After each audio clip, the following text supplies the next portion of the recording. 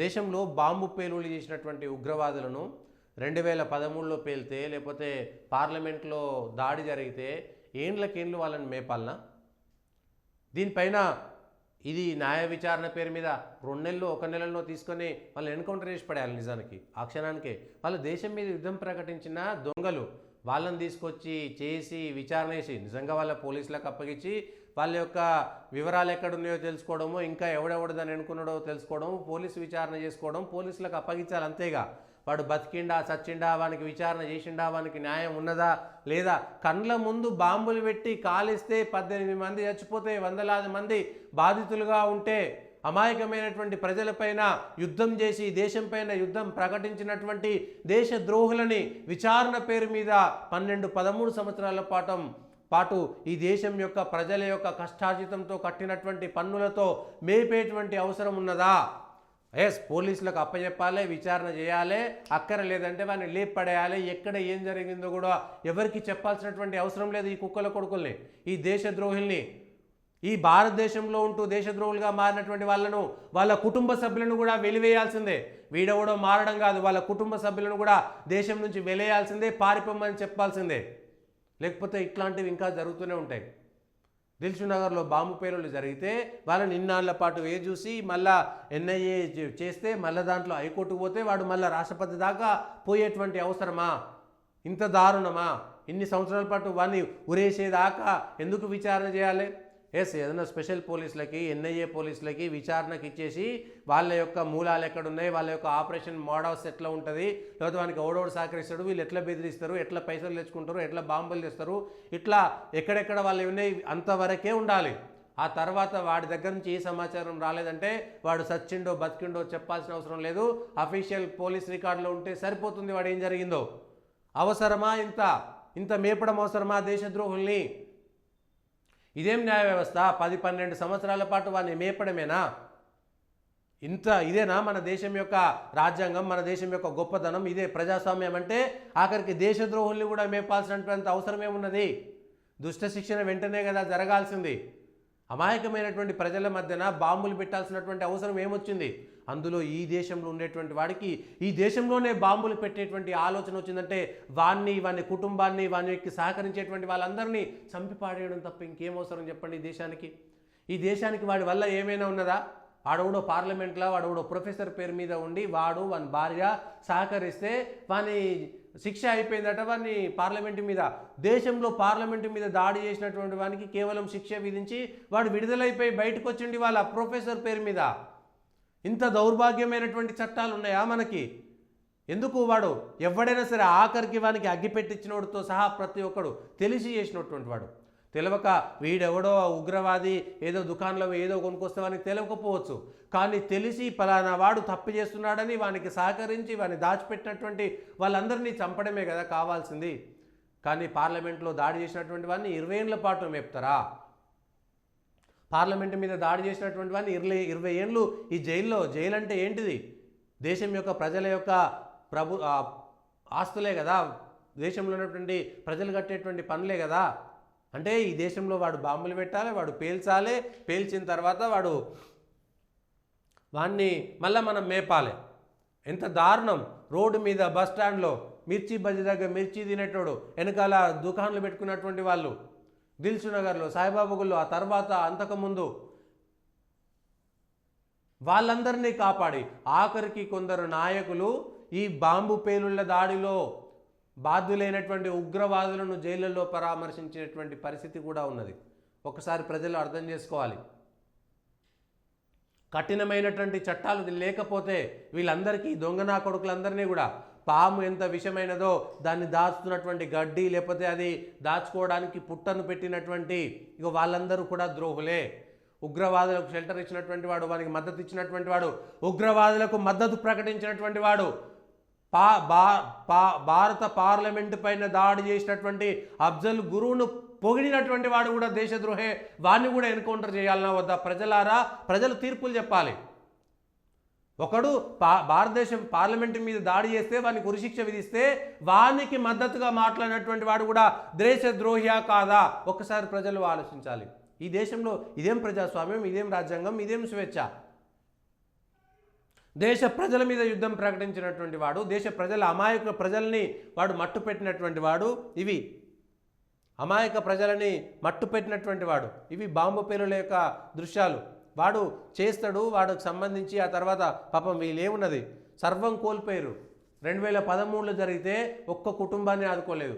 గోకుల్ చాట్లో బాంబు పేలుళ్ళు అయిన తర్వాత బంగారు భవిష్యత్తు ఉన్నటువంటి పిల్లలు ఇవాళ తల్లిదండ్రులు వాళ్ళకు మంచం మీద సేవలు చేయాల్సినటువంటి పరిస్థితి వస్తుంది. వాళ్ళను ప్రభుత్వాలు ఇప్పటిదాకా ఆదుకోలేదు. బాంబు పేలుళ్లలో ఆ సర్వం కోల్పోయినటువంటి అమాయకులని ఒక్కరు కూడా ఆదుకోలేదు. ఇప్పటిదాకా వాళ్ళకి ఏదో తూతూ మంత్రంగా వాళ్ళకి సంబంధించినటువంటి ఏదో సహాయక చర్యలు చేసినామని చెప్పారు, కానీ ఇప్పటిదాకా చేయలేదు. దొరికినటువంటి వాడిని ఆ రోజే కాల్చి చంపేసి ఎన్కౌంటర్ చేస్తే ఇంత లొల్లి లేకపోతుండే. ఏం చేసిరు? వాళ్ళ విచారణ చేసి ఏం సంపాదించిరు?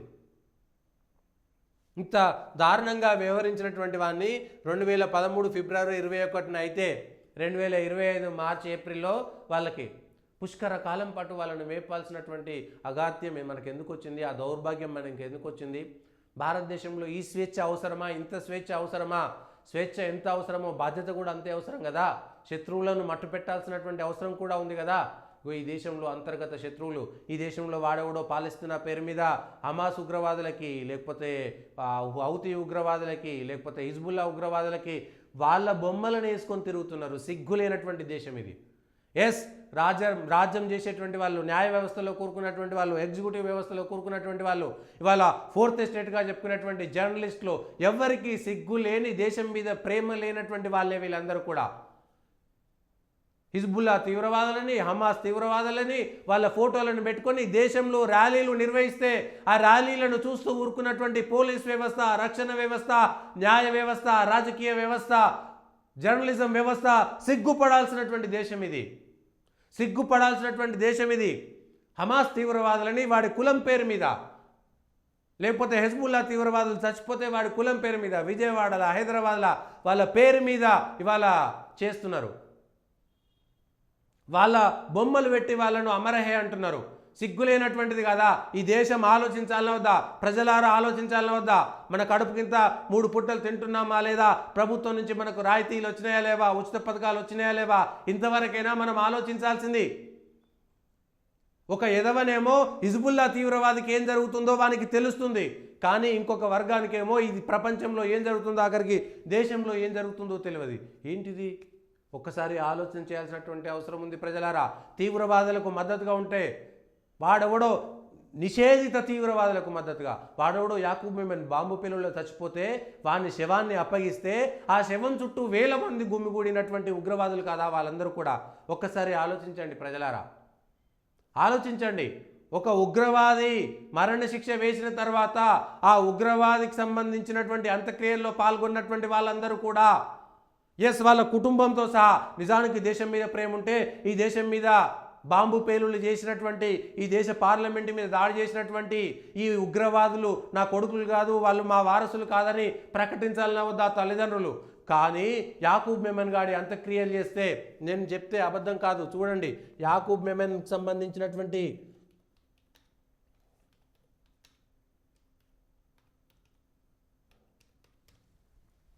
యాకూబ్ మెమన్కి సంబంధించినటువంటి అంత్యక్రియల్లో ఎంత వేలాది మంది, యాకూబ్ మెమన్కి సంబంధించినటువంటి అంత్యక్రియల్లో వేలాది మంది ఎట్లా పాల్గొంటారు ఈ దేశంలో? యాకూబ్ మెమన్ అంత్యక్రియల్లో వాడు ఒక ఉగ్రవాది కదా, వాడిని ప్రభుత్వం ఉగ్రవాదిగా ఉరిశిక్ష వేసింది కదా. ఉరిశిక్ష చేసినటువంటి యాకూబ్ మెమన్కు సంబంధించినటువంటి ఉగ్రవాదికి ఇంతమంది ఎందుకు హాజరయ్యారు? వీళ్ళందరూ హాజరైంటే వీళ్ళందరూ కూడా ఉగ్రవాద మనస్తత్వంతో ఉన్నట్ట లేనట్ట? ప్రజలారా ఒకసారి ఆలోచించండి. నిజంగా దేశం మీద భక్తి ఉంటే, దేశ ప్రేమ ఉంటే ఈ దేశం మీద దాడి చేసినటువంటి ఒక ఉగ్రవాది యొక్క అంత్యక్రియల్లో మేము పాల్గొన్నాం, అసలు మాకు అక్కర్లేదని వాళ్ళ కుటుంబ సభ్యులే చెప్పాలి. వాటితో మాకు సంబంధం లేదు, ఈ సముద్రంలో పడేయండి. ప్రజలకు ఎవరికీ తెలియనటువంటి ప్రదేశంలో ఏ ఆల్ ఖైదా వాడికి సంబంధించినటువంటిది అబట్టాబాద్లో చేసిరు కదా, పాకిస్తాన్లో వారిని చేసినట్టుగా చేయాలి కదా. కానీ ఇవాళ ఎవరి నిజస్వరూపం ఏమిటో ఇవాళ బయటపడుతుందా లేదా? ప్రజలారా ఆలోచించండి. ఉగ్రవాదికి మద్దతు తెలిపి ఉగ్రవాది అంత్యక్రియలో పాల్గొన్నటువంటి వాళ్ళ పరిస్థితి ఏమిటి?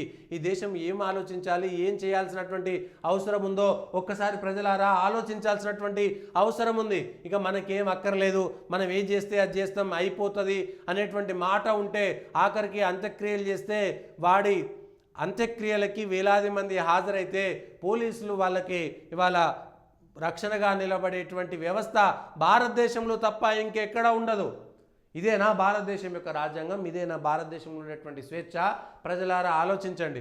వీడెవడో బాంబులు బ్లాస్టులు చేస్తారట, ఆ బాంబులు బ్లాస్టులు చేసినటువంటి వాళ్ళకి ఇవాళ మద్దతు ఇవ్వాలట.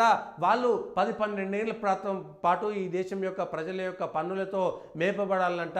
ఇది ఈ దేశం యొక్క గొప్ప న్యాయం అంట, గొప్ప రాజ్యం అంట, ఈ దేశంలో గొప్ప పరిపాలన అంట. ఏం చేయాలి ఇంకా ఇంతకంటే ఎక్కువ? దేశంలో అంతర్గతంగా అమాయకమైనటువంటి సాధారణ ప్రజలని ఇవాళ ఉగ్రవాదం పేరు మీద చంపినటువంటి ఈ దారుణాలను ఇంకా ఎంతకాలం మనం భరించాల్సినటువంటి అవసరం ఉంది? వీళ్ళంతా దేశం యొక్క శత్రువులు కాదా? వీళ్ళ కుటుంబాలను వేలేయాల్సినటువంటి అవసరం లేదా? ఎస్, వీళ్ళ కుటుంబాలను కూడా వేలేయాలి. లేకపోతే ఏమిటిది? వాడెవడు దారి తప్పిండని, వీడెవడు దారి తప్పిండని వీళ్ళందరికీ సాయపడ్డోడెవడు? సైకిల్ కొన్నోడెవడు? చెర్రాలు కొన్నోడెవడు? బాంబులు చేసినోడెవడు? పైసలు పంపినోడెవడు? ఆ లావాదేవీలను కూడా ఇవాళ మనం తీయాల్సినటువంటి అవసరం ఉందా లేదా? ఎవడు ఉగ్రవాదానికి వైపు వెళ్తున్నాడంటే, ఎవడు ఉగ్రవాదానికి సంబంధించినటువంటి ఆల్ఖైదా తీవ్రవాది బొమ్మను ఆటోల వెనకాల పెట్టుకొని తోలుతారా? దావూద్ ఇబ్రహీం కానీ వాడు ఈ దేశం యొక్క దొంగ, బొంబాయి బాంబు బ్లాస్టులు చేసినటువంటి వ్యక్తి, వాని బొమ్మను ఇవాళ వాడి షాపులలో పెట్టుకుంటారా? ఆల్ఖైదా తీవ్రవాది బొమ్మని మీరు షాపులలో పెట్టుకుంటారా? పాకిస్తాన్ గెలిస్తే పాకిస్తాన్ జిందాబాద్ అంటారా? వాళ్ళందరిని అక్కడనే చంపి పారేయాల్సినటువంటి అవసరం లేదా? ఎక్కడో ఉండేటువంటి కనబడేటువంటి శత్రువు కంటే ఈ దేశంలో మన పక్కలో బల్లెములుగా ఉండేటువంటి వాళ్ళే నిజమైనటువంటి శత్రువులా కాదా? ప్రజలారా ఒకసారి ఆలోచించండి. ఏండ్ల పాటు మనం మేపాల్సినటువంటి కర్మ ఏంది? పార్లమెంట్లో చేసినటువంటి వాడెవడో ఢిల్లీ యూనివర్సిటీలో ప్రొఫెసర్గా పనిచేసినోడు, వాణ్ణి శిక్ష అయిపోయిందని విడుదల చేసిరట. ఏం చెప్తాం మీకు ఇంతకంటే ఎక్కువ? ఇవి మన న్యాయ వ్యవస్థ. ఇది న్యాయం జరిగినట్ట? వాడు రేపు పొద్దుగాల మళ్ళా నేరం చేయడం నమ్మకం ఏమున్నది? ఇవాళ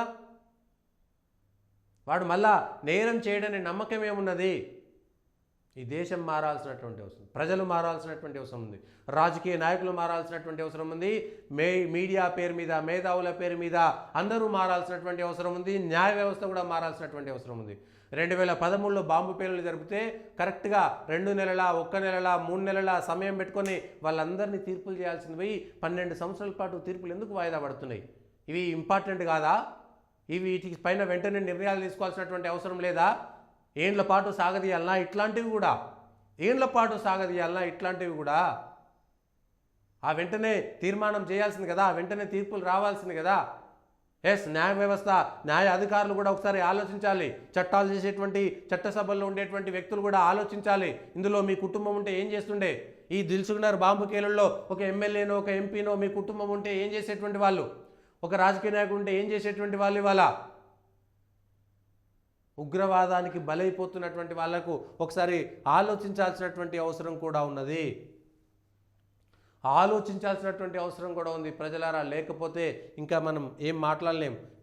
దేశం కంటే గొప్పది ఇంకేం కాదు. కానీ ఈ దేశంపైనే దాడులు చేసినటువంటి వాళ్ళను కాపాడేటువంటి పరిస్థితి ఎందుకు వస్తుందో ఒకసారి అర్థం చేసుకోవాల్సినటువంటి అవసరం ఉంది.